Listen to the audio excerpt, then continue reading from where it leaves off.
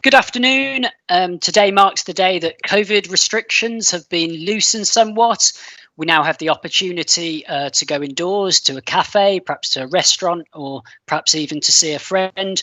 So what better way could there be to celebrate our newfound freedom by attending an SQE webinar? So thank you for joining us.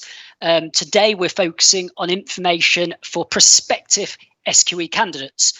So we're going to be covering off key things to consider as part of the overall solicitor's qualification process, and in particular focusing on details around the practicalities of the SQE assessment. Now, this is very much going to be a high-level whistle-stop tour, so whether it's qualifying work experience, what the assessment covers, or becoming an apprentice, we already have a selection of webinars in detail on our YouTube channel on that, as well as lots of information on our website. So if you want more detail, I strongly recommend you have a look at those.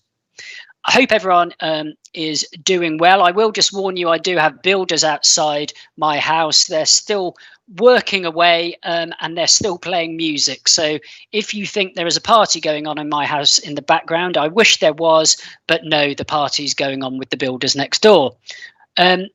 So today I'm delighted to be joined by two SQE experts. Firstly, we've got Julie Brannan from the SRA. You might have seen Julie in our webinars before, but she's the one who leads on developing the SQE, and she's by trade background a solicitor, worked at a city firm. She also ran the LPC at the Oxford Institute of Legal Practice. And then we have Yanis from Kaplan, and Kaplan are our assessment provider for the SQE. Yanis is leading on the engagement work on the SQE. And again, he's a solicitor. I think he worked in city firms. He's done some legal training, some lecturing. And again, great background there. So Yanis is going to be focusing on an update on the practical arrangements on the assessment, everything from how to book to when the SQE will be running. And Julie's going to be offering a bit more of an update around the whole qualification process, focusing on things like costs and qualifying work experience. So we've had lots of questions come in advance, but we'd also like to get more questions. So you should see that there is a link below. You can click on that and submit your question, and we'll try to get in through as many of those as possible, though we've already had, I think, well over 50 questions come in. So we'll be grouping them up and we will try to get to as many as we can. Just the final thing to say, a recording of this webinar will be available. So if you have to bow out or if you want to share it with somebody, you can do that on catch up. The final thing I'd say is you should see a link below where you can offer feedback. If you do want to bow out early, do let us know what you've thought about the webinar, because that really helps us improve these things as we go forward and target the information at what you want to hear about. So let's move over to you, Julie, and I think it'd probably be useful for everyone to remind them, what is the SQE? Thank you very much, Ben, and hello, everybody. So yes, we often talk about the SQE as if it's one single thing, but actually there are four elements that people will have to demonstrate when they apply to us for admission once SQE comes in. So they'll have to show to us that they have a degree or equivalent qualification or experience, that they have passed both parts of the SQE, SQE1 and SQE2, that they have completed at least 2 years full-time equivalent of qualifying work experience, and that they meet our character and suitability requirements. And really at a very high level, what this does is that this system focuses our requirements very much on checking that people have the necessary skills and knowledge to practice as a solicitor, and those are assessed against the same standards. So everyone must meet the same high standards in a consistent way. And our focus is on checking those standards rather than specifying particular routes to admission. And all of this will come in when the SQE regulations come into force on the 1st of September later this year. And in terms of those pieces of the jigsaw, Julie, do you have to do them in any particular order? No, you don't. We wanted to have as maximum flexibility, so you can take them in any particular order. The only rule that we have is that you must pass SQE1 before you can progress onto SQE2. And actually, we've had a question from Hannah sort of along those lines. She said, can I take the SQE2 exam before completing the 2 years qualifying work experience? And you can do that. So again, those 4 elements are themselves not in any particular order. We do think that qualifying work experience can really help you get to the standard you need to be for SQE2, but it's not a requirement. And if it suits your particular circumstances to do SQE2 before you do qualifying work experience, then that's up to you. And just had another question pop in saying, does the SQE require a specific degree requirement? Do you need to get a certain grade? No, you just need to have a degree or equivalent qualification. Okay, that's great. And one thing I don't think we've talked about perhaps as much in these webinars is one of the pieces of the jigsaw is around character and suitability. What type of things are we interested in terms of someone being assessed okay from a character and suitability perspective? So the SRA has always checked that individuals who want to be admitted as a solicitor have the right character and suitability. Remember that solicitors often hold money which belongs to their clients. They have to give undertakings and promises on behalf of their clients and so on. So it's really important that we check that those that we admit as solicitors are honest and have the necessary integrity to practice ethically as a solicitor. So the sort of things that we look at as part of the character and suitability test are things like previous criminal convictions, any particular financial difficulties that people might have had, and they include things like cheating in exams. So those are the sorts of things that we will check. You will do a sort of a standard DBA check at point of admission as well. And people sometimes say to us, well, what if I've got something like that? You know, I did something silly when I was younger. Does that bar me? Is there any way I can check whether that would bar me before I commit to expensive costs of training or assessment? And the answer is that you can apply to us early on for an early indication of whether a particular criminal conviction might cause a problem to you at point of admission. That the actual test is at point of admission, and one of the reasons for that is that obviously if something happens between the early indication and admission, we need to take that into account. But more commonly, that also gives a period for you to demonstrate rehabilitation and that you have improved and become of good character since an early problem. So that's really important to be aware of, but that's also, it's in no one's interest, is there, for somebody to commit all the way, have their heart set on being a solicitor, pay all the money on training potentially, and then sort of find out that there's something in their history which means they can't be admitted to the profession. So do get in touch with us if you've got any concerns or want to get a sort of early assessment.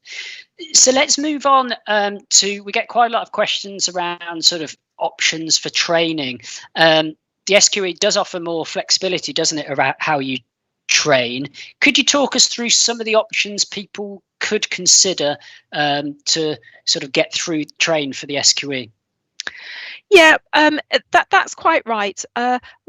We really wanted to recognise that people like to train in different ways, or they have different life circumstances, which mean that some ways of training are different to others. And we are seeing different routes come through. So you might, for example, choose a law degree, which includes the SQE. You might choose a postgraduate degree, which includes the SQE. You can still do the non-law degree and come through. You might choose focused SQE training, which is often online, which perhaps goes more at the pace of the learner, which offers you more of an opportunity to earn while you learn, so to combine with working at the same time. But we are also seeing new degree courses come through. And another thing that we are seeing are employers who are offering a sort of more integrated approach, where they will offer you qualifying work experience and SQE1 and SQE2 as a package, often within an apprenticeship envelope, so that and this is open to people to do the full 6-year apprenticeship starting at 18 when you leave school, or actually when you graduate. So post university you can do about 2.5 years, and that gives you time to do your qualifying work experience and also take your SQE 1 and 2. Okay, that's great. And we've had a couple of questions in here on this theme. So let me put these to you, Julie. So our Hender's asked, is there a single study course that should be done for the SQE? And then Naomi's asked, are there suggested study materials? So there's not a single study course. As I say, the whole aim was to provide lots more flexibility, so we didn't have to have everybody going through the same process. So you have the opportunity to find a way of training that suits you, your own circumstances much better. This does mean that you have to do your homework, but there is a list of training providers on our website, and the sort of things you might want to have a look at are things like the cost. So the cost is differs quite a lot of the different training courses, whether you prefer to learn online or whether you prefer traditional classroom teaching, whether you want a learn while you an earn while you learn option, or whether you want to do full-time study. So there are lots of things for you to think about. And then I think, Ben, you said there's another question.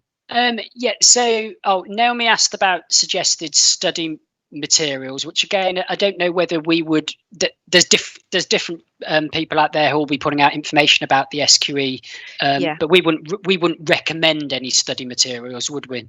That's right. We don't endorse a particular set of study materials. So again, have a look and see what's available, see what testimonials there might be there, see how much things cost and so on. Normally what will happen is that the provider, if you choose a provider, they will give you their own study materials. And I think Yanis is going to talk through some of the sort of resources available on the SQE website that might be helpful for people preparing. Yes. But Tanisha's asked, I think she's done a GDL and says, what might that be enough to prepare for SQE 1? I suppose, and could you be self-taught, or do you have to use a training provider? Yep. So in terms of the GDL, that's a great start, Tanisha, but you will need to do more than that. So the GDL will not cover everything which is assessed on SQE 1. So to give you an example, in the GDL you learn land law, but in SQE 1 we assess both land law and conveyancing transactions, so how the process involved in buying and selling houses. Similarly, you learn criminal law on the GDL, but on the SQE we assess both criminal law and criminal litigation, and I think we'll have a quick look at the content of the SQE in a moment. And no, you don't have to go to a training provider. There will be manuals that you will be able to buy with associated practice questions and so on, and so if you are confident that you can teach yourself, then you can go through those manuals and practice through those questions. I suppose it's worth saying is that on the cost point, although you might save cost by not paying for a training provider, there is a cost to taking the assessment. So perhaps be a good point to jump onto cost, Julie. So how much does it cost to take the SQE assessments? Yes, so the SQE assessments cost £3,980 in total. That is just over £1,500 for SQE2 and for SQE 1.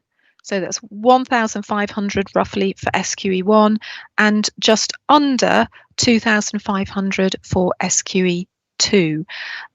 Now, so those are the costs of the assessment itself, but you can chunk those up. As I said, you can't attempt SQE 2 before you have passed SQE 1. So one of the things that you can do is decide to attempt SQE 1. You'll find that the training costs as well as the SQE as the assessment costs are split, so you can see how you get on with SQE 1 before you decide whether or not you've passed, and therefore you should be incurring the costs of SQE 2. It's one of the advantages compared with the LPC, where you've got to commit to the whole of the LPC cost, which obviously is a lot higher than that. And so then obviously you have to pay for the assessment, but that doesn't cover the cost of training. And this is where, as you said earlier, you need to do your homework and you have quite a few choices. If someone their priority was keeping their costs down, what options might they want to consider? So there are some really very cost-effective options which are already out there. Often the most cost-effective options are the focused options, very focused on SQE training. They don't add the frills like additional subject areas of knowledge or legal tech or business awareness. They're focused very much on what you need to know and be able to do to get through SQE. Very often they're online as well. And so there are training courses that are available for less than £1,500 for example, the SQE1 training. So that means you could do the whole of SQE1 training and assessment for not much more than £3,000, and then you can see how you get on before you decide whether or not to progress to SQE2. And you can do that while you're doing your qualifying work experience. So we hope that there's less risk of people getting stuck in the system than happens at the moment. And I suppose just to mention, if you were thinking about saving money, the apprenticeship route would be a pretty attractive option, because you don't need a university degree necessarily to do that, do you?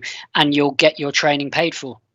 So apprenticeship even better from that point of view. It's a very integrated approach. So you obviously learn all the time that you're working in the workplace, but you have a day a week where you will normally be doing classroom training, which sort of sits alongside your apprenticeship, your workplace training. But you're absolutely right, Ben. That means that your employer will be paying you a salary, but all your training costs and all your assessment costs are covered through the apprenticeship itself. So it's no cost to the candidate.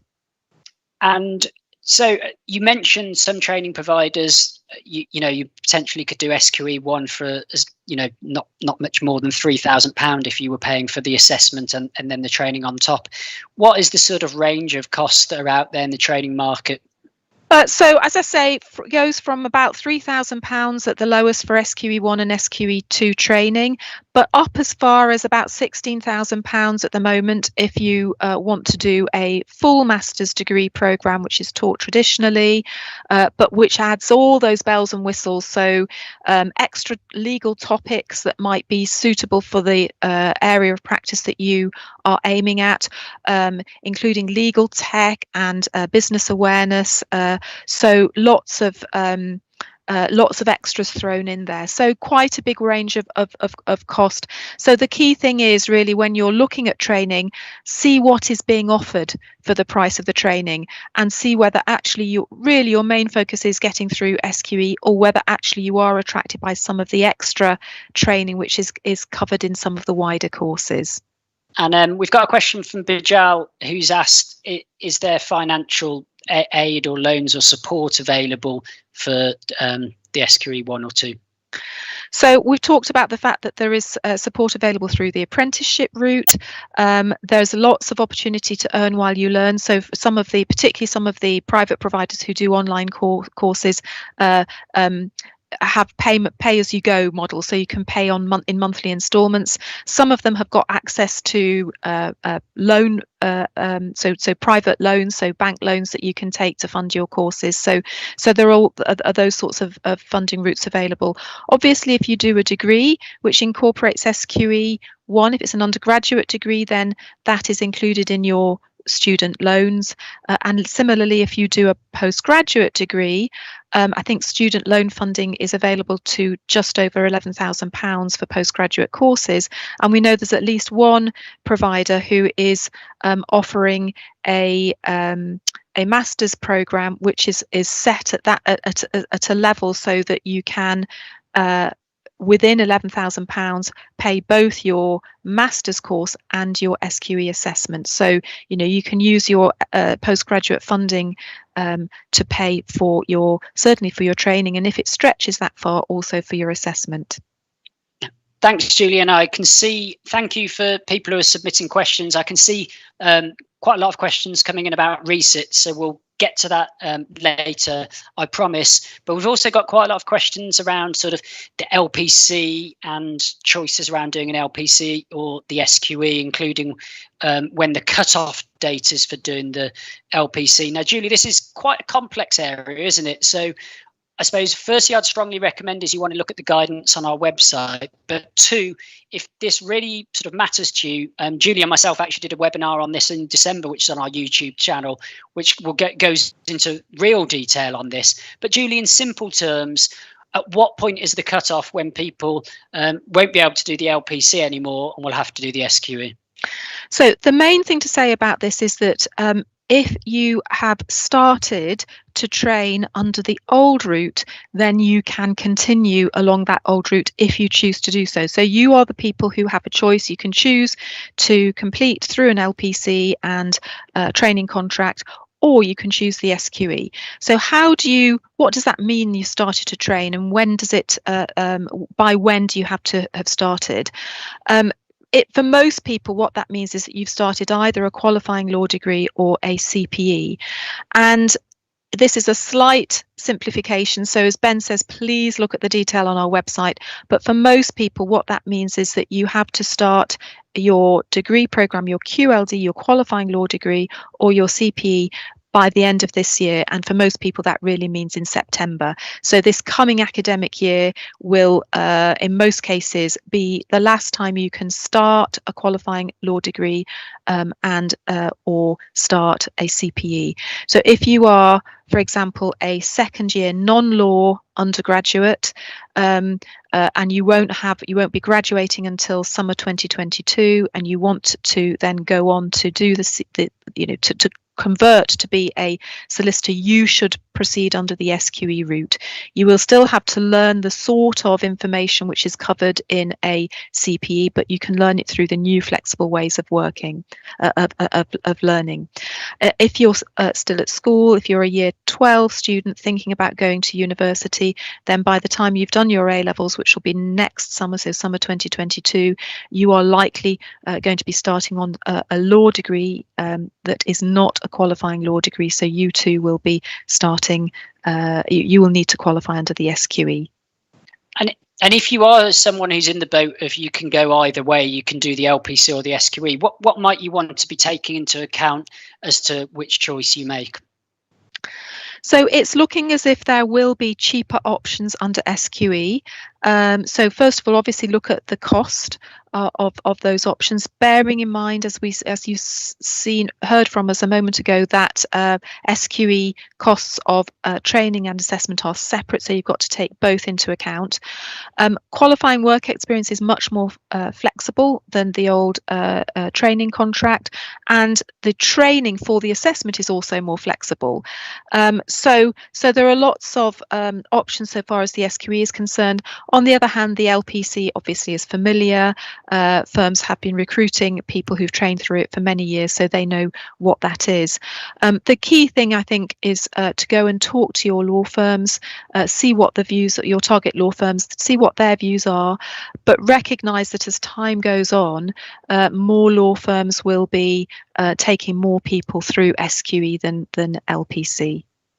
And we've got some questions coming on this. Ria, Jenny, and another one I see around if you've done an LPC but you then want to do the SQE route, can you do that? And Jenny's asked, can you just take SQE 2, or do you need to get an exemption or from SQE 1? Yes, so first of all, yes, of course, you can choose. So if you've done the LPC and you decide actually you want to qualify wholly under SQE, then you can do that. You can take SQE 1, SQE 2, and then you can take qualifying work experience. So that can include working as a paralegal, and it means you don't have to attempt to get a training contract. But also, you can apply through our equivalent means process. So what you can do is you can say, so this is a way through where you're qualifying technically under the old route, the old regulations. So you've done your CPE or your qualifying law degree, you've done your LPC, and normally the next stage would be your training contract. So what you can do is you can instead do SQE2 and qualifying work experience, and you can apply to us on the basis that that is equivalent to an old style training contract. So that is also a possible route through. Thanks, Julie. Well, let's jump on to qualifying work experience. And if we bring up the next slide, but we could probably have an hour's long chat about qualifying work experience. But we actually ran a webinar quite recently on qualifying work experience for aspiring solicitors. Go and have a look at that if you really want the lowdown on that. But let's do a quick summary of where we are on qualifying work experience. So you need to get two years on the job experience of delivering legal services. There's quite a lot of flexibility there. You can work in up to 4 different organisations. Can be in a law firm, but it can be elsewhere as long as you're delivering legal services. You don't need a training contract as such, but you will need a solicitor or a compliance officer to sign off and confirm that you've done that qualifying work experience. So let's jump on to a couple of questions we're getting on this. So Rebecca asked, will work as a paralegal count? And the answer to that is, Julie, there's a good chance it would count, wouldn't it? The fact it's a paralegal doesn't matter as long as you're getting exposure to some or all of the competencies which are set out in the statement of solicitor's competence. That's one of the key things, isn't it, that you need to make sure you're doing? That's absolutely right. And the sort of competencies in the statement of solicitor competence are an ability to be able to communicate effectively. That's to engage with clients, to interview clients, to write and draft effectively, to be able to do legal research. It's those sorts of things. So if you are getting exposure to some or all of those of work which helps you develop some or all of those competencies, it doesn't matter from our point of view whether you're doing this as a paralegal or as a trainee solicitor. And I think Konstantininos has just asked, he's got if he's got more than 2 years qualifying work experience, but he hasn't met all the competencies, would he need additional qualifying work experience? He wouldn't necessarily if he's got exposure to some of those competencies. That's right. Obviously, the more exposure you get to broader competencies, the better, and the better preparation for SQE2, or the more it can help you get to the right standard for SQE2. But it's not a requirement that we have. So as long as you have the opportunity to develop some or all of those competencies, and as long as you're working in legal services, then that potentially can count as qualifying work experience. And I think Don has asked a question on a very similar vein, saying, if I work in employment law, will that be enough, or do I need something more well-rounded? Well, it's the same again, isn't it, Julie? Yeah, but I think there's an important point there, which is that we don't specify particular practice areas. We used to say you had to have exposure of 3 practice areas, and that had to include contentious work, that's litigation, as well as transactional work. But we don't say that. What we're interested in now is the competencies that you are developing, your ability to research, your ability to write effectively, your ability to do advocacy. Those are the things that we're interested in, that you have an opportunity to develop. So that's what you need to look at, what competencies you are developing. It's true to say that SQE2 is set in, and we will see this in a moment, is set in particular legal contexts, and also that SQE2 assesses both law and skills, but the law that it assesses is the law that you will already have been assessed in SQE1.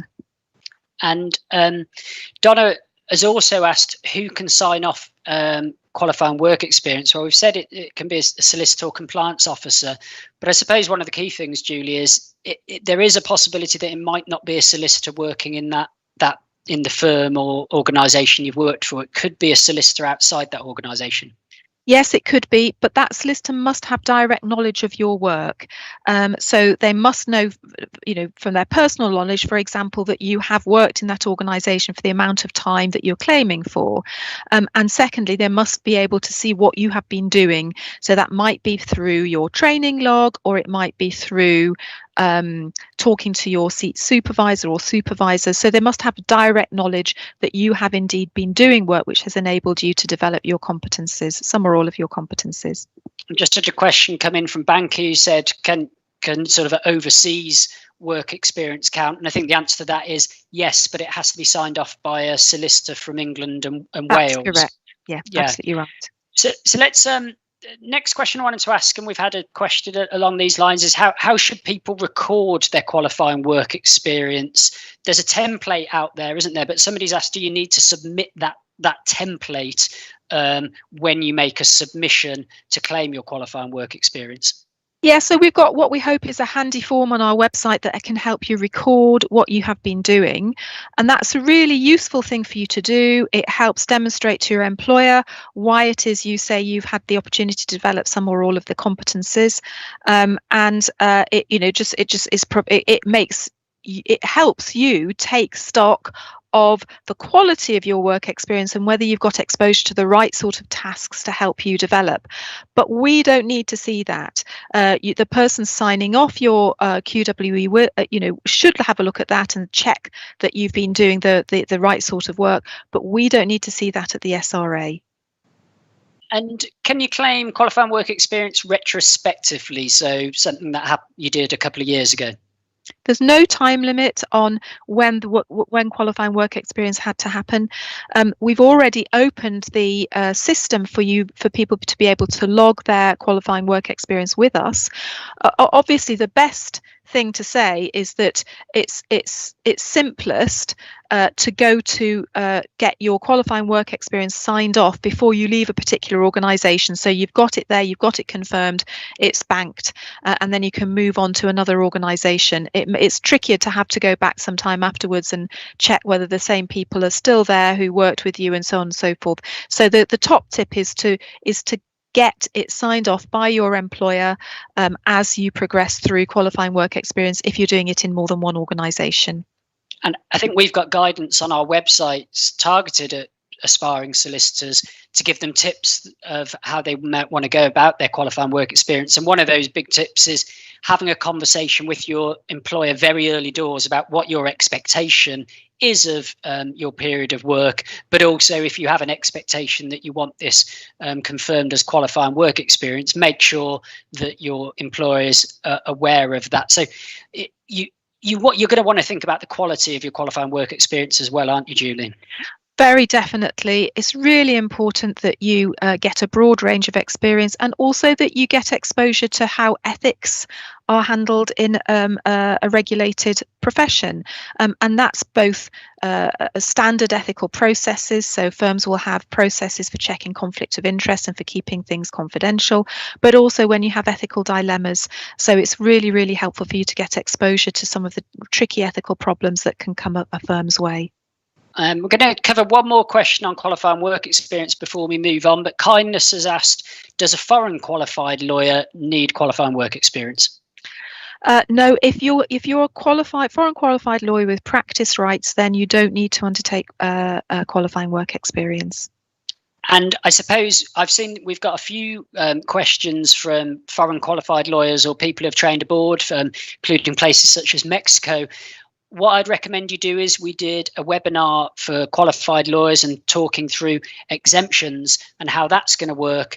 I'd recommend you go off and have a look at that if you want an answer perhaps to your question. But Julie, perhaps it would just be worth mentioning that in terms of the situation for lawyers who have qualified in Scotland, and what's the situation for lawyers who've qualified in Northern Ireland and Ireland?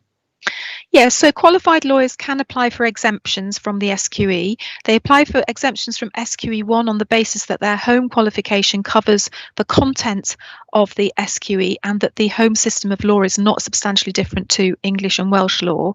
And you qualify for an exemption from SQE2 where your practice rights are the same as a solicitor of England and Wales. So we've gone through that process already with solicitors from Ireland, Northern Ireland and Scotland. And Irish and Northern Irish solicitors have a complete exemption from the SQE, which actually is the same pretty much as the same as the current system. Scottish solicitors have an exemption from SQE2 because their practice rights are the same as English solicitors, but because Scottish law is different to English law, they have to take the whole of SQE1. Thank you, Julie. And I know I've given shouts out to various resources, but at the end of this session, I will flag up where some of the most useful resources are. But let's take the chance to jump over to Yanis now, who's going to talk to us about the SQE assessment and some of the practical and operational information around that. And Yanis, one question we've had come in was from Rebecca, who's asked, well, what is the assessment all about? So perhaps you could begin by reminding us what the SQE assessments cover. Perfect. Thanks, Ben. Thanks for having me on today. So if we start with SQE1, there are two functioning legal knowledge tests. They're divided into two separate papers. We call them FLK1 and FLK2, and they each have 180 questions on them. And FLK they really stands for functioning legal knowledge, doesn't it? Just in case anyone's wondering what that is. Yeah, absolutely. And those test the ability of the candidate to identify fundamental legal principles and then apply them to traditional client and transactional based scenarios and select the correct answer. And Julie mentioned earlier the importance of ethics in practice, and ethics is an unflagged area with questions throughout the SQE1.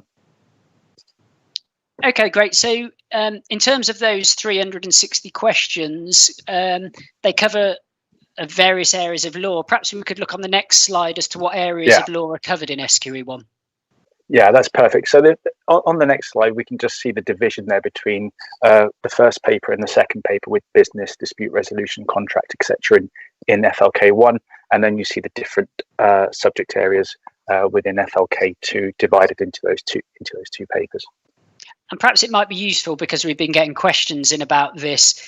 If you take SQE1 and you pass FLK1 but you don't pass FLK2, am I right in thinking that if you need to resit, you might only then need to resit the one that you failed, if that was FLK1 or FLK2? Absolutely. So in that scenario, let's assume that the candidate has passed FLK1 but not FLK2, then they have another 2 attempts to take FLK2 within the 6-year period, and they would only pay, the resit fee would be only for that relevant paper, so effectively half of the SQE1 assessment fee.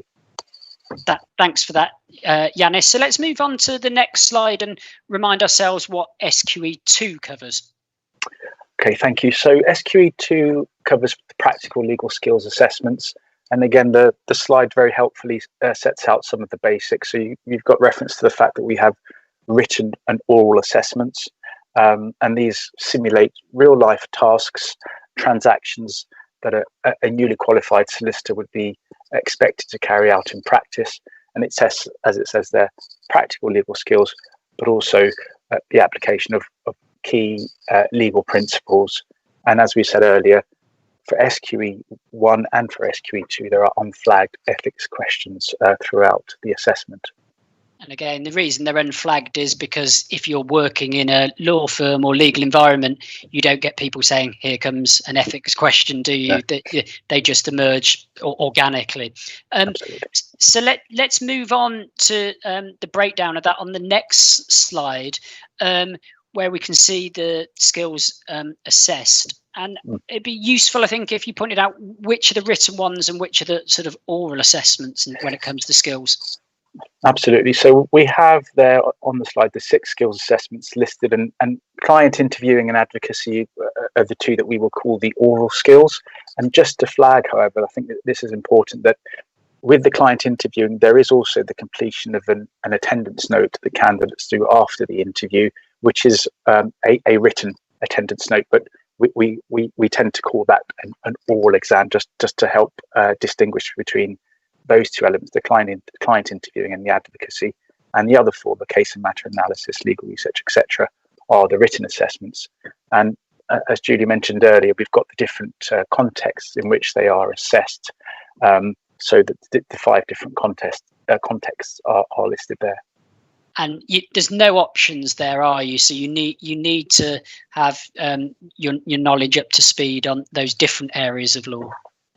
That's right, then, absolutely. So it's a single exam, single point of entry, assessing everyone at the same standard with the same assessment. And we did test various combinations for an assessment during the pilots, and we found this to be the best, most accurate and fair way of assessing. And it's probably worth pointing out as well, those 5 areas of law will have been covered in SQE 1. So you can't take SQE 2 until you've passed SQE 1. So you should have had a grounding in knowledge in that area. So let's move on to the next topic. And it's been an exciting week or so in the world of the SQE, because we've launched a new website, haven't we, Yanis? And that is very much the place to go, isn't it, for anyone who wants to know about the new SQE assessment? Yes, absolutely. So I think a lot of candidates and viewers would have already been onto the SQE website and seen the information that's available. It was launched on the 11th of May, and as you said, it is the main source of information for anything relating to the SQE assessments, both content and operational matters. So it's really the starting point for those seeking information about the SQE. Users may have been using the SRA's website in the past, and indeed the SRA's website, as you know, still does have key information there. But I would say to candidates that you'd be looking at the SRA's website where you're looking for information about a qualifying work experience, character and suitability, admission, etc. Whereas if you are now looking for information about the SQE, then the resources now are on the SQE website. So SQE assessment, you go to that URL that was on the slide. If it's about the broader qualification process, then the SRA website is the place to go. So I think for those who haven't been on the website, or maybe only had a fleeting glance at it, do you think it'd be worth having a look at what the website looks like? Yeah, absolutely. I think we prepared a short video, but I think the key thing to get across from our perspective is that the website has been a 2-year project in its design and research, primarily by our user experience team. And so what we've done is the user experience team designed the website with very much the candidate focus in mind. So there's lots of information there for candidates and future candidates, but obviously with the input of other stakeholders as well. So as part of the research, the user experience team spoke to just under 200 individuals through a series of interviews, surveys, workshops, etc., to get the information as to what the website should look like and the information it should contain. So we also spoke to prospective students,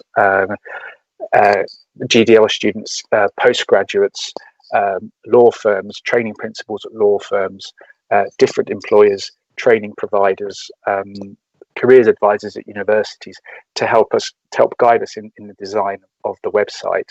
And what you see now is very much the first version of the website, and already we're gathering feedback and conducting surveys from users of the website. So I think it's fair to say what candidates see now on the website may not necessarily be what they see in 12 months, in the sense that it will have developed and new resources will be added.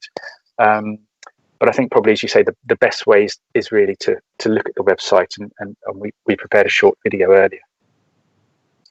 This is the SQE homepage, and as you can see at the top, we have this very helpful home button, which allows any user to return back to this homepage at any time. And we have 2 key boxes here: learn more and register for the SQE. The first box, learn more, if we click on that, you can see it takes you down to 2 key boxes of information. We have information about the SQE, which is some helpful overview, and then some assessments, arrangements, and results information, which goes into the more granular detail about the assessment. So if we click on simply who is the SQE for as an example, this is the type of information that any potential candidate would find useful. And we've grouped the information by way of different types of user or personas. They're by no means definitive, but if, for example, a candidate was an apprentice, they can look at that information there, and they can delve deeper to look at the information for apprentices that is available on the website. And there's further information provided about registering and assessments, and indeed information for training providers and employers. So from the home page, if we click on Learn More, we can then go to the second key area on the website that deals with the granular detail relating to the assessments. And we've got the key areas listed there. And if we just click on one of those, results and resits, again, we can see here a lot more information around the results and resits for the SQE. In particular, candidates can see what's included in their results for SQE1. And also we can see similar information for SQE2. And this also allows candidates and any stakeholder to look at the marking criteria for the assessment and allows them to go into more detail on each of those topic areas. The website is designed to be used in different ways, and there is complete flexibility as to how users want to use it. So they may use the tabs at the top of the page. They can also search for anything using the search bar. But if there are any problems or you can't find what you're looking for, you can, of course, click on the help and support page, and there you'll see details of our candidate services team who are available to help. And on this page, you can see some other helpful topic areas that candidates can look at. So if we click on reasonable adjustments to begin with, candidates there can find the key information about how we approach reasonable adjustments for the assessment. They can look at the reasonable adjustments policy, and indeed they can look at some key questions and answers in relation to reasonable adjustments. We then go back to the home page, and there we have just a very quick tour of the website. We haven't dealt with registering for the SQE, but hopefully that's been helpful. Thanks for that video, Yanis. Hopefully people found that useful, but obviously go off and have an explore of the website yourself.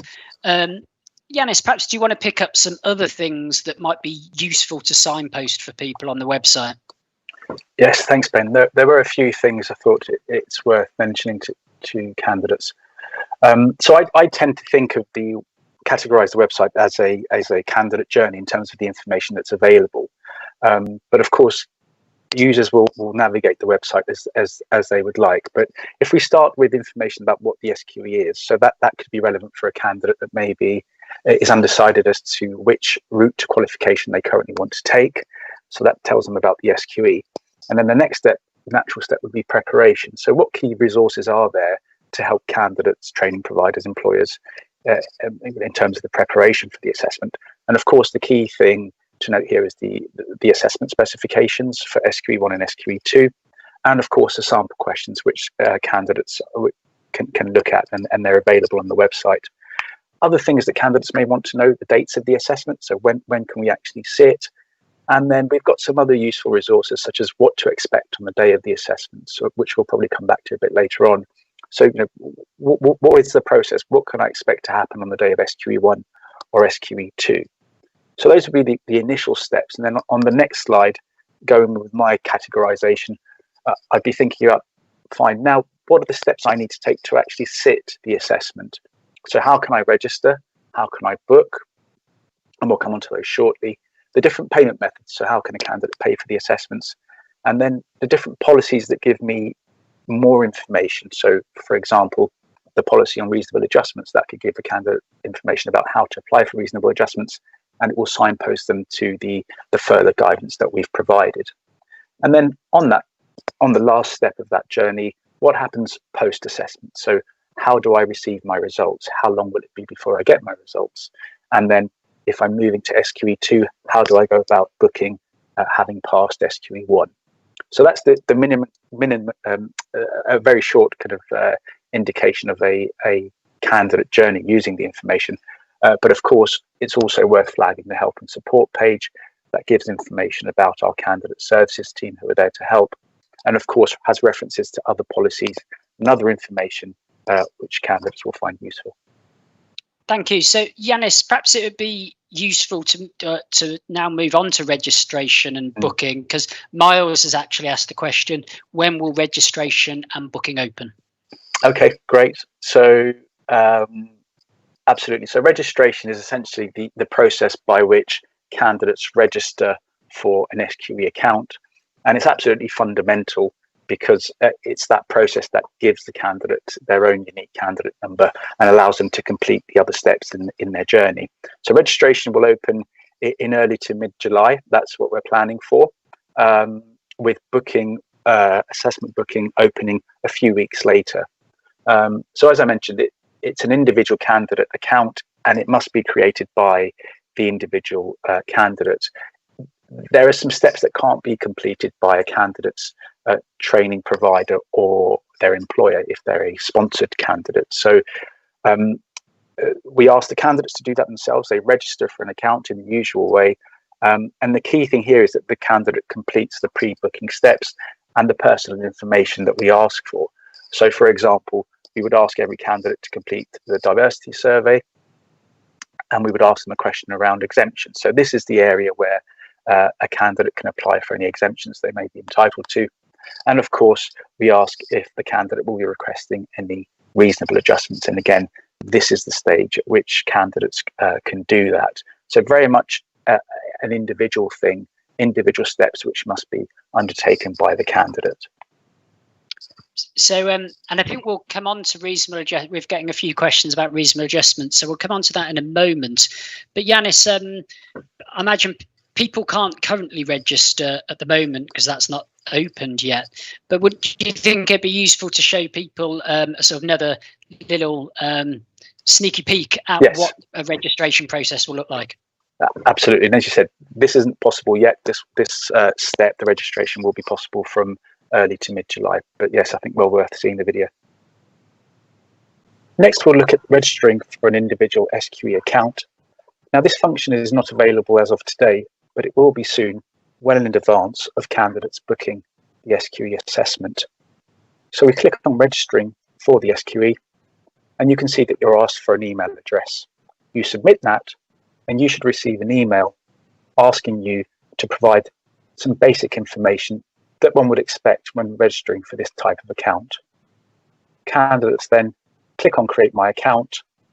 They'll receive a further email asking them to activate their account, and they will then be able to log in using their email address, which will be their username, and their password. Of course, if any users are not able to use the website for any reason, or they're having any problems, they should, of course, use the Help and Support tab to contact our candidate services team. So once a user has logged into their SQE account, they'll see this main My SQE overview page. And this helpfully sets out the SQE process or key steps that a candidate will take in their registration and SQE journey. If we click on this first point, registering for the SQE, we can see that this user has created their account and activated it, but they still need to verify their identification. So that essentially means that they need to upload some ID information. This provides some further information, and then candidates can go through the process of uploading the information that they want to upload to verify their ID. So that could be a passport, and they can then go through the process of uploading it. If we go back to the main home page, we can open each of these steps, and you can see that they go into further detail relating to what needs to be done for each of those steps. So for the second step, this candidate still needs to complete their diversity survey, confirm whether or not exemptions apply, and of course indicate whether or not they require a reasonable adjustment. Users can of course use the information on the right hand side of the screen, which displays the different steps in the SQE journey in a different way, and candidates are free to use this to complete the information. In all of this, the key thing to note is that every candidate must have an SQE account, and they must create this individually. The SQE account is really the place where candidates can book their assessments, request different things such as reasonable adjustments, get their results, and update their key information. And it's the key tool in the SQE journey. Thank you.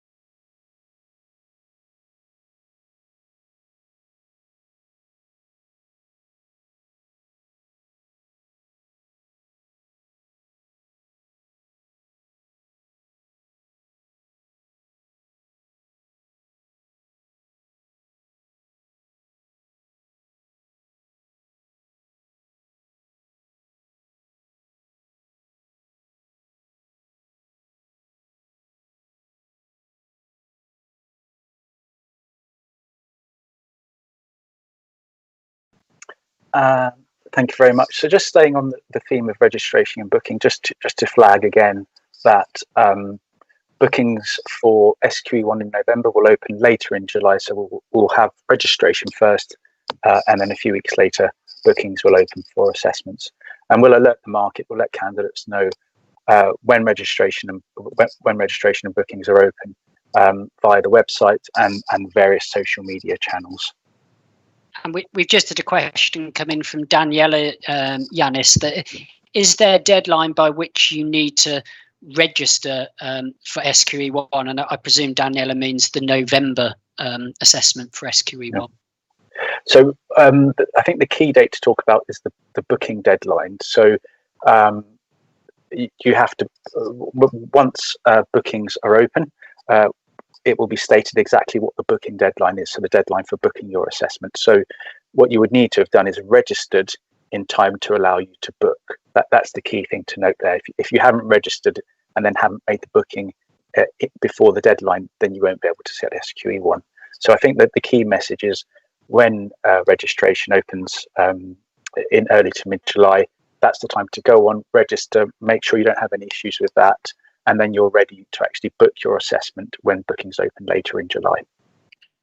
And there will be ample time for people to book, won't you? It's not going to be incredibly tight weeks. Yeah. So we're getting a few questions about reasonable adjustments. So perhaps we could just have a bit of a chat about how does the approach to reasonable adjustments work? Okay, so very broadly, in terms of the approach to reasonable adjustments, I'd say it's very much the process is very much that the candidate makes the request for reasonable adjustments using the candidate account. If there are any candidates that, due to their disability or condition, are unable to use the account in that way, then they should get in touch via the candidate services contact information, and our equality and quality team will be in touch to help them to find the best way to help them with that process. But for most people, they will be using the candidate account to register that they would like to make a request for reasonable adjustments, and they should then make the request, essentially providing information on the nature of their disability and condition, the effect that has on their ability to perform in the assessment, and also what reasonable adjustments they require to help them with that process, and evidence of that. So kind of the supporting evidence that would demonstrate what's required. And it's very much a relationship between the candidate and our equality and quality team. They will then agree the reasonable adjustments with the candidate, and then it's for the equality and quality team to locate a suitable test venue that can make those reasonable adjustments. So it's for Kaplan's team to do that. And once that's been found and agreed with the candidate, it's only then that the candidate formally makes the booking for the assessment. And that way we can be sure that the test centre is prepared and has made the reasonable adjustments for that candidate. And there's lots of helpful information, isn't there, on the SQE website to give you a sort of flavour of some of the types of conditions that you could consider reasonable adjustments for, and some of the types of adjustments that may be able to be made. That's right. So we worked on various resources with different disability groups and stakeholders, and one of the things that we were asked to give an indication of are the types of adjustments that could be made depending on the condition or disability. Of course, every case is assessed on an individual basis, so it's an individual application by the candidate, because as we've learned, the condition or disability can affect candidates in different ways. So it's very much a case-by-case approach. But what we've got under the Q&A section is, as Ben said, a helpful table. It just gives an illustration so people can see the types of reasonable adjustments that could be available. But as I say, it's very much on a case-by-case basis. And we've got a couple of specific questions. Emma's said she'd like to know if students will be able to access additional time during the SQE exams if it's something they've previously received in education, and what evidence will be required if that is an option for them. And she's also asked, could anxiety be covered? And I think you've covered a bit of that already, but what's the situation there? No, absolutely. So that's good, because again, we can talk about the resources that are on the website. So, so again, depending on the nature of the disability or condition, extra time could be provided in the assessments. And if you look at that illustrative table, you can see that there are references to extra time being provided depending on the disability and condition. I think the key thing to note is not so much that because a reasonable adjustment was made as part of a candidate's education, that it will be made for the assessment. That may be the case, but I think we're very keen that any candidate can approach us and make a reasonable adjustment request. We're committed to making sure that no candidate is disadvantaged by nature of their disability or condition in demonstrating their competence for the SQE and actually coming to take the assessment. So, so we will look at the request on an individual basis, and we will do whatever is reasonable to help that candidate. And it's very much on an individual basis, on a case-by-case approach, working with that candidate to agree the reasonable adjustment that they need to take the assessment. And Jenny's asked, will it be possible to use assistive technology for the SQE assessments? Yes. Okay. So on that area, so again, depending on the type of condition or disability and the reasonable adjustment agreed, we will do whatever is reasonable. So in particular on this area, we in the past with the QLTS assessment, we have made some use of assistive technology with things such as Zoom text, which helps magnify the size of the text, and other software that helps alter the color of the font and the contrast between the font and the background. But this is an area in particular that we are looking at and investigating further in relation to the other types of technology out there.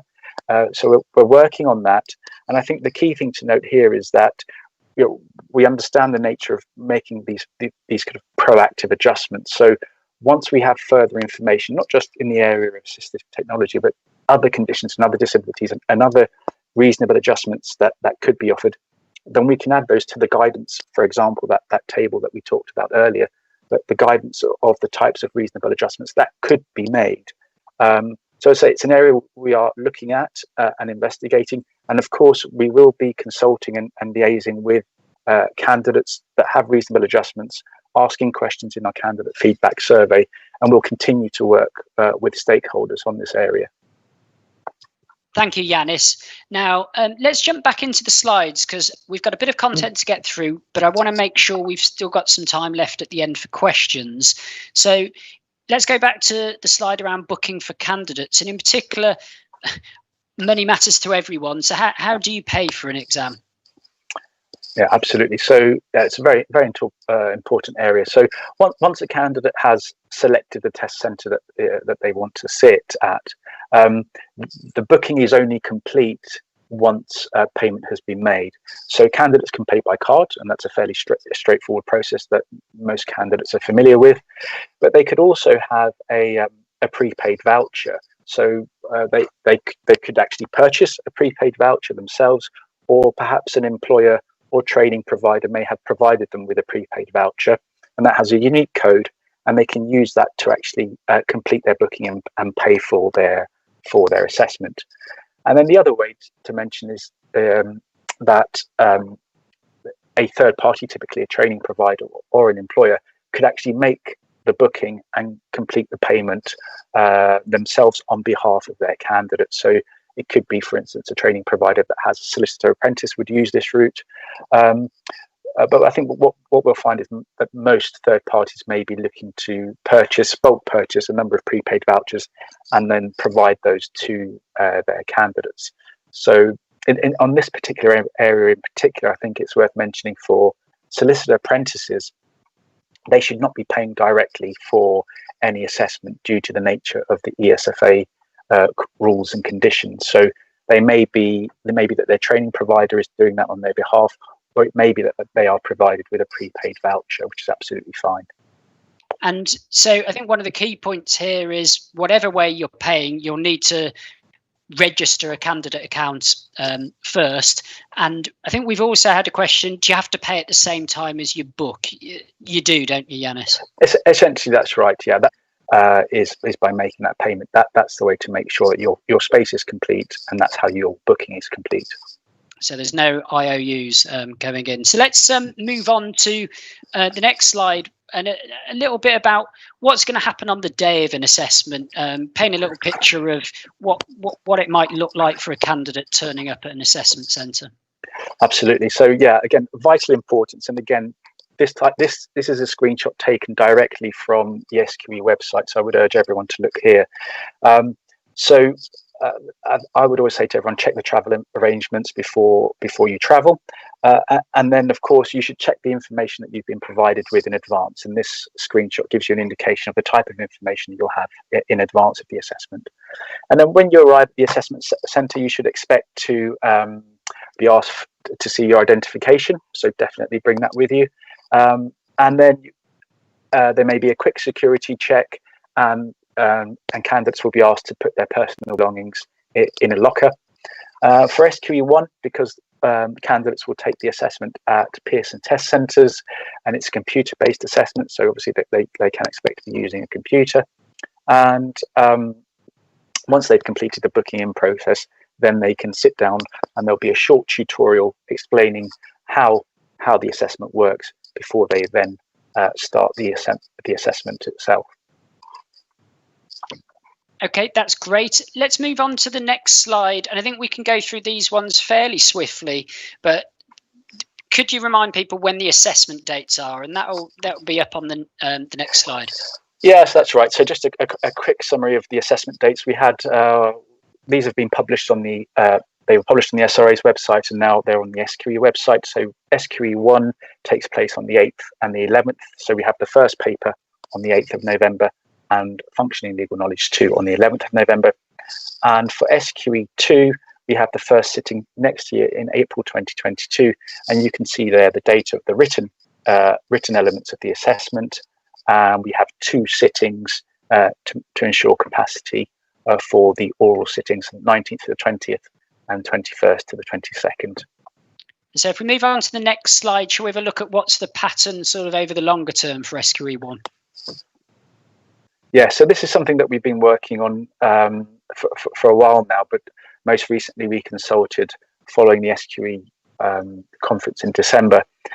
So from 2023, we've landed on SQE1 dates in January and July. So this was after extensive consultation. We had lots of views to take on board. We had some very, very helpful comments from prospective candidates. So thank you very much for everyone that contributed to those. And we found that 2 sittings in January and July would be the regular pattern.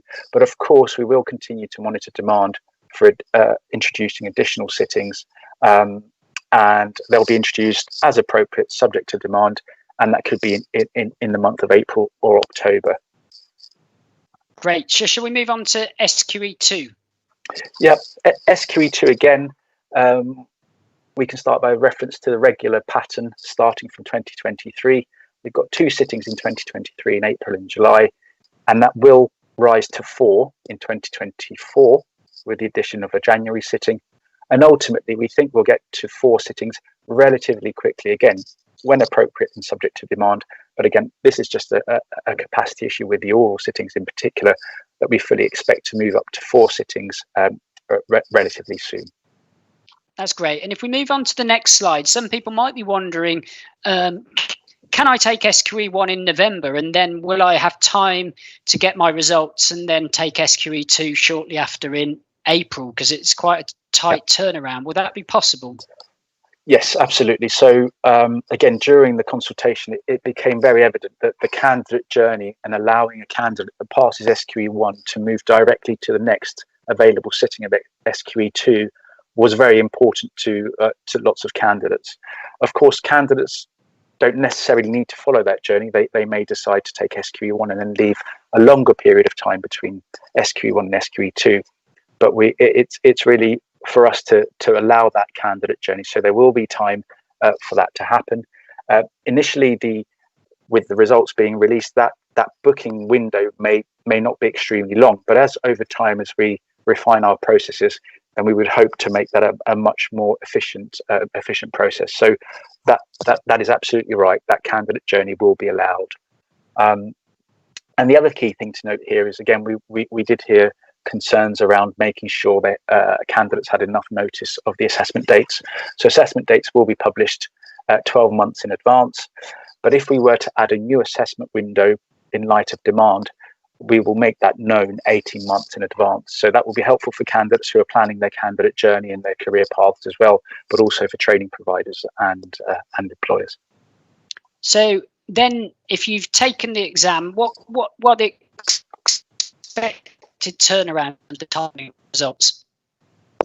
Yes, so I think you're asking around results timings there, Ben. So for these are listed on the next slide. So for SQE1, there's a date range of 6 to 10 weeks, and for SQE2, 14 to 18 weeks.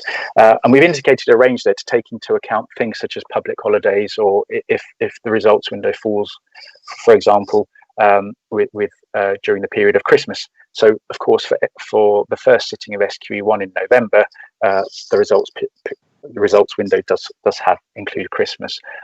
But as I said earlier, as our processes refine them, we would very much hope to be able to release results towards the earlier side of that range. So, closer to the 6 weeks and closer to the 14 weeks.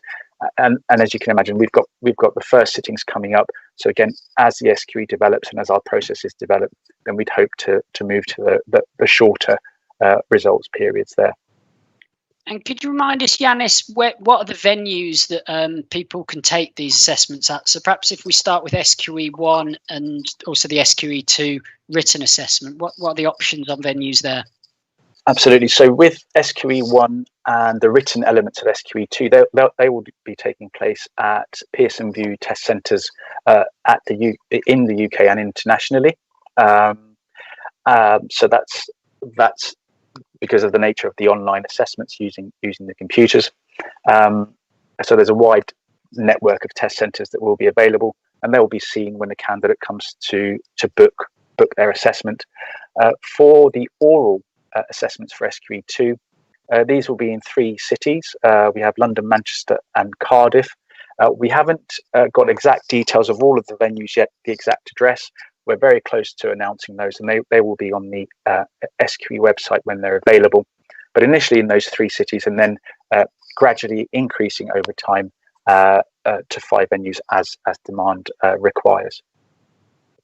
Okay, that's great. And we did have a question around the international venues, and I think it's going to be made available in lots of different parts of the world. When will people be able to access that information of exactly where those venues are? So the exact information will be available on once registration opens. So when a candidate goes in, they can see exactly where they'll be able to sit the assessments.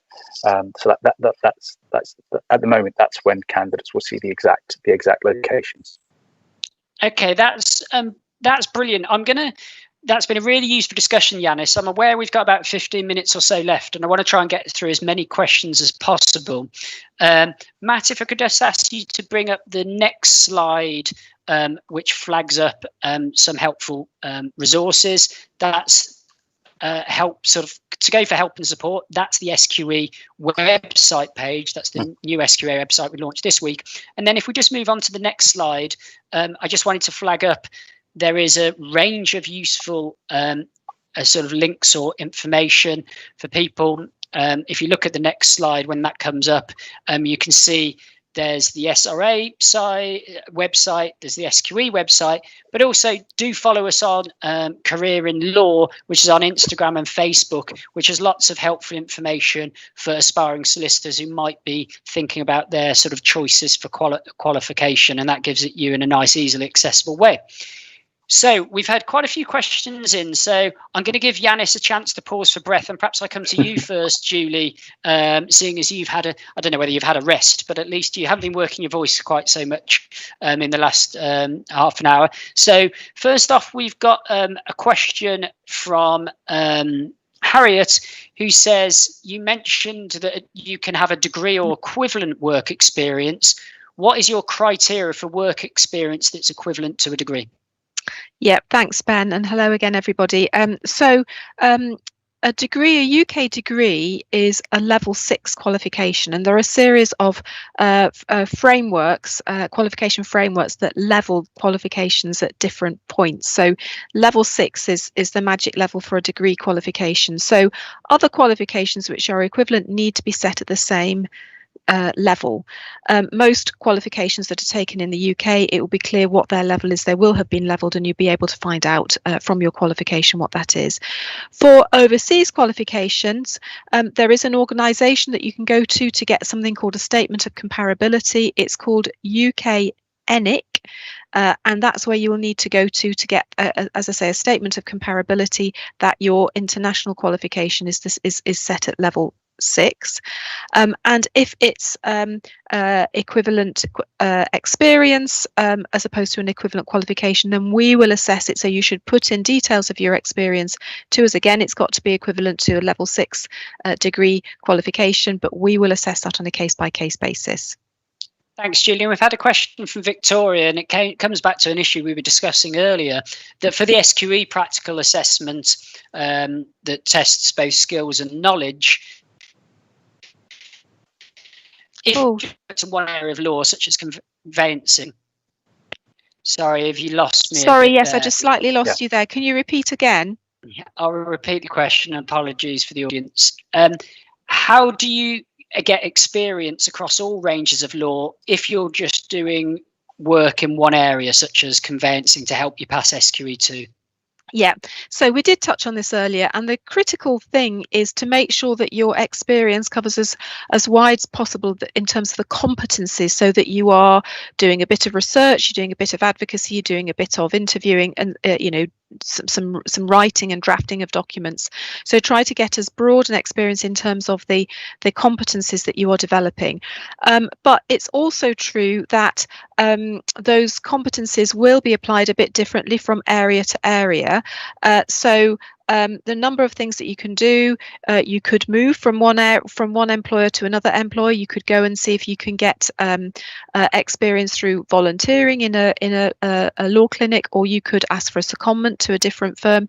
These sorts of arrangements actually are arrangements that have been in place under the existing training contract system for quite some time, so they're not new, and lots of employers will be familiar with them.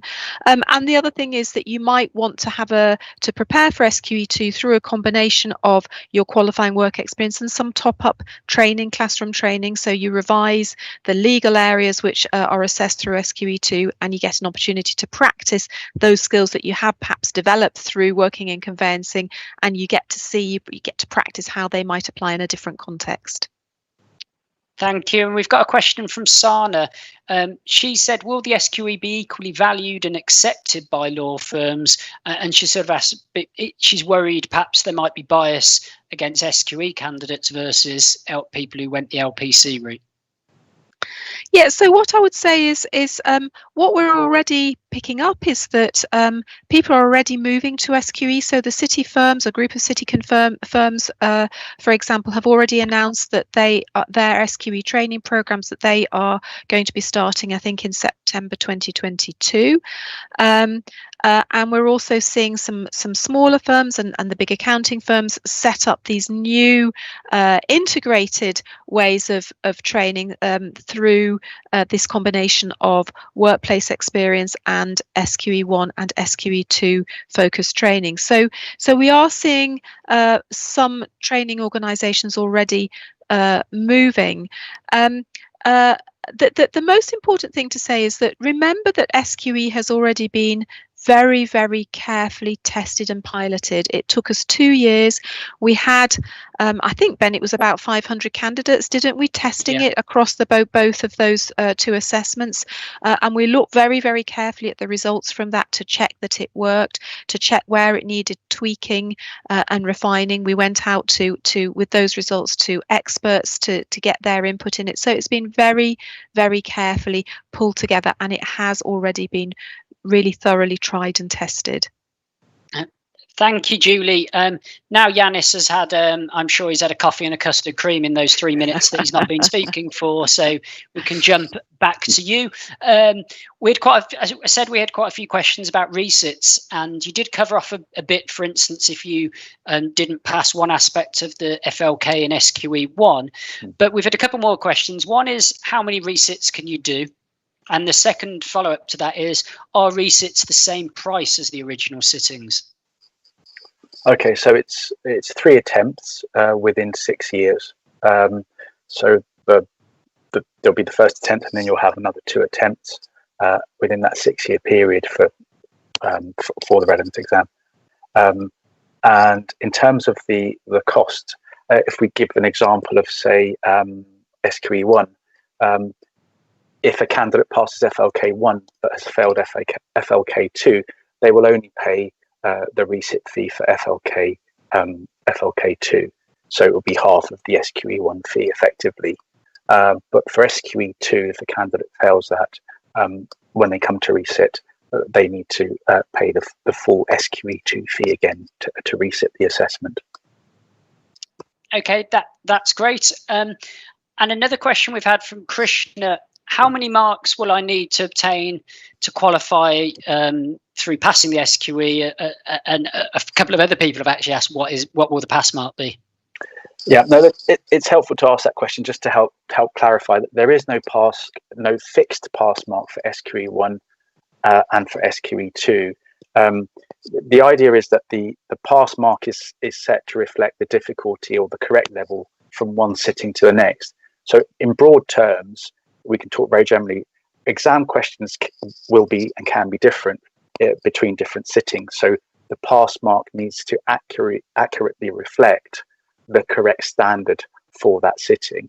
So I think that's the key thing there. There is no one fixed pass mark. The key is that we use an objective process to adjust the pass mark as appropriate to the test of difficulty, so it matches the day one standard across all sittings. So the day one standard remains the same regardless of what assessment you're taking, but the pass mark may vary from exam to reflect that. Exactly. We've had a question from Catherine: what's the expected pass rate for the SQE?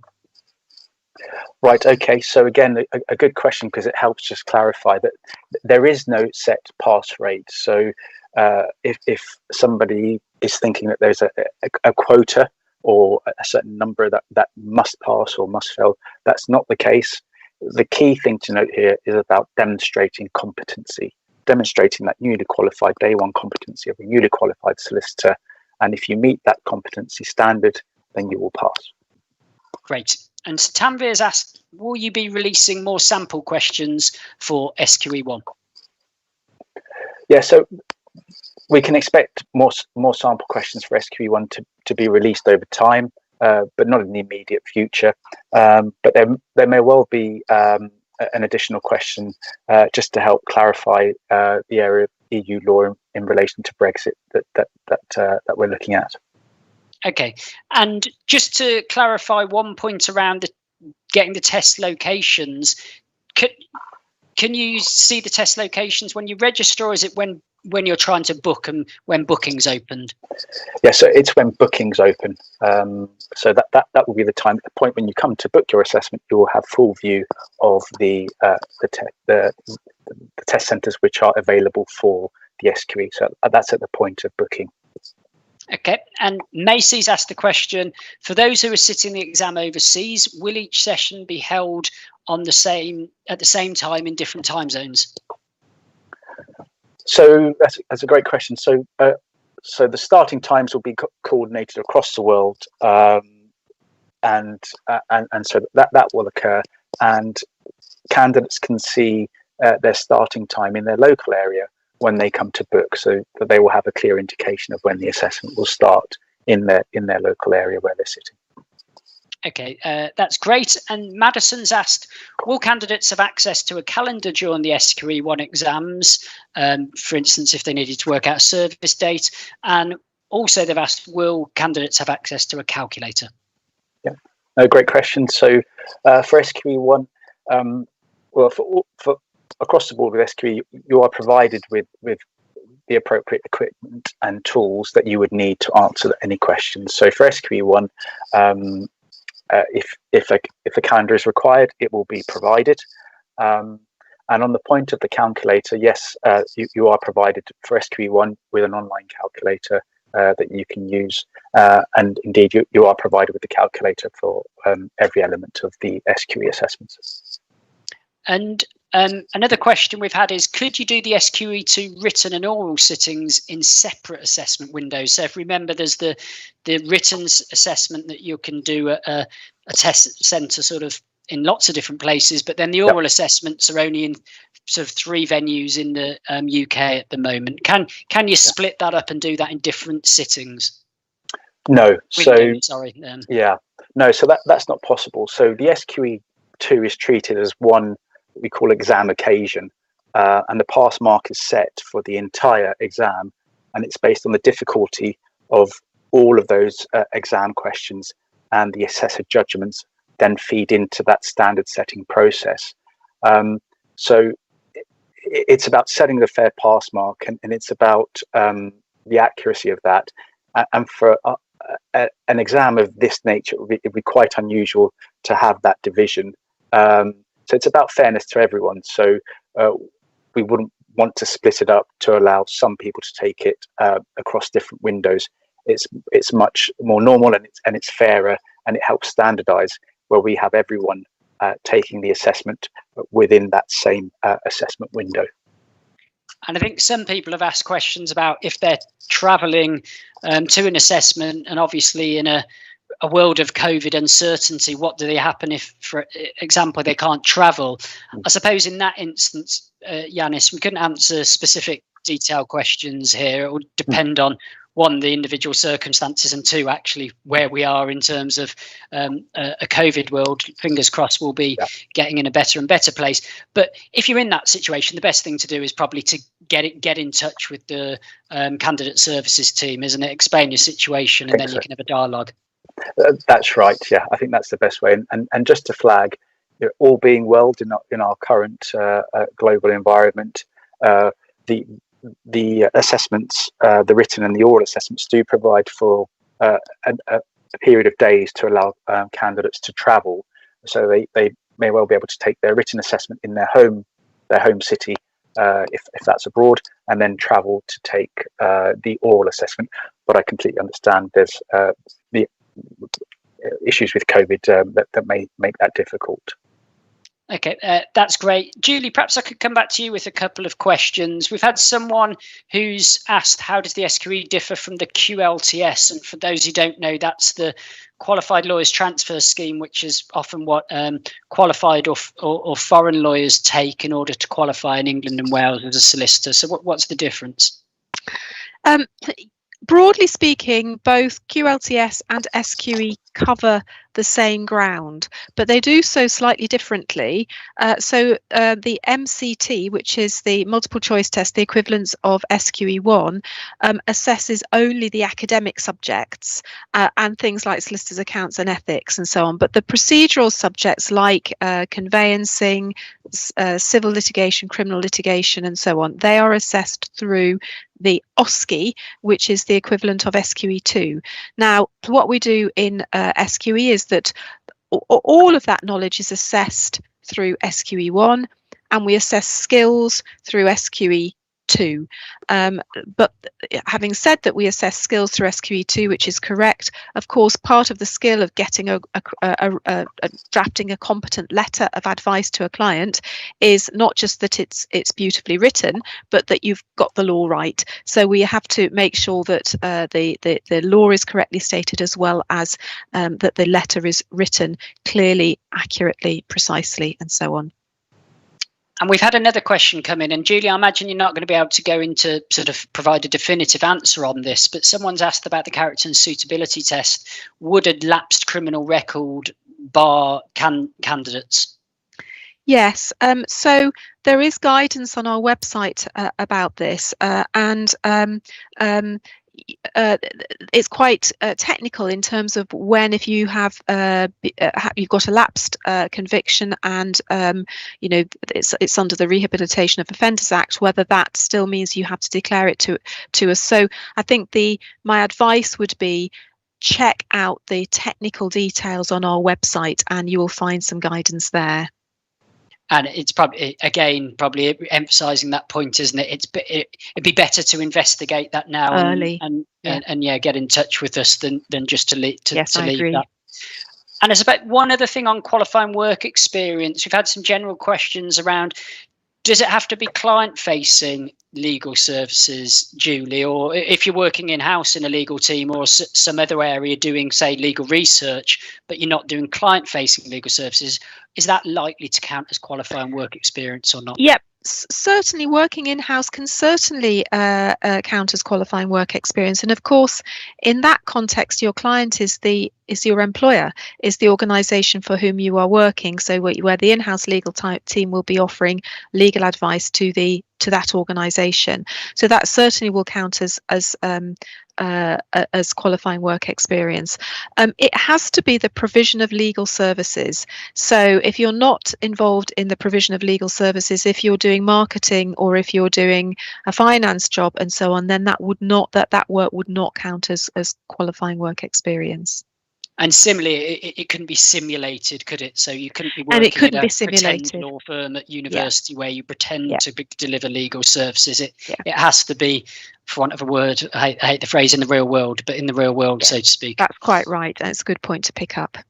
Now, I failed in my job as chair because we're already 2 minutes over the time we said we'd cover. But in my defence, I've done that in order that we try and cover as many questions as possible. And I think we have managed to cover dozens of questions there. There'll still be some questions we haven't answered. It might be because we just haven't had time. It might be that there's a lot of specific detail in there to your case. If you look back at those slides that we flagged up in terms of the resources, you've got contact details there for the SRA you can get in touch with your queries. Get in touch with us either on our Facebook or Instagram account and Career in Law, and we will try to get back to you. Oh, thank you, Matt, for putting that back up there.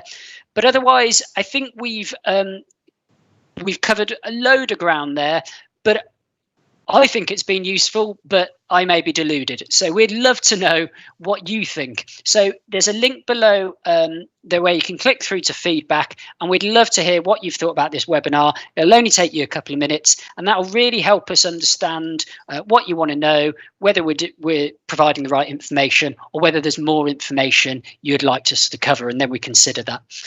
But otherwise, a huge thank you to Yanis and Julie for their time. A huge thank you to everyone who put in questions, and a huge thank you as well to Matt, who's the genius behind the production and makes us all look, or at least me, a lot better than I normally would. So and even sound vaguely reasonable. So thank you very much. But I hope you all have a great afternoon.